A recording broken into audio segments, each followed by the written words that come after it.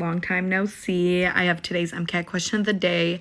I've just been really busy studying, so I haven't been able to post as much as I wanted to, but I'm coming on here today with a good amino acids question. And the question is asking, which of the following residues is most likely to be found in the transmembrane domain of a protein? And this is how I figured out today's question. You may be able to look at them and just know automatically. For me, I need to do kind of like a mental mind map on my paper to make sure that I'm getting the right answer.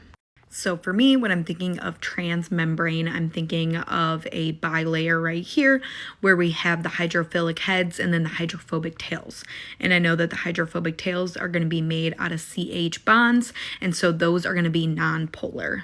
So from that, I know that our amino acid is going to be a nonpolar amino acid.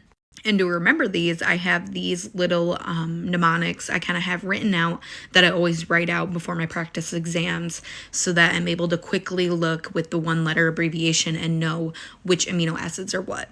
So for the non-polar, I have GAV-LIMP, and then for the polar, I have QSCNT, which I don't really have a name for, but I just remember that one. And then for the polar basic, I have Knights Riding Horses, and then for polar acidic, I just have ED. So now this is when I'm going to go back and look at those choices and figure out which one of those amino acids is nonpolar. So for A and B, I know that glutamate is the one letter abbreviation code for E, and then asparagine is the one letter code for D, and I know that those are both polar acidic amino acids. So A and B are going to be incorrect.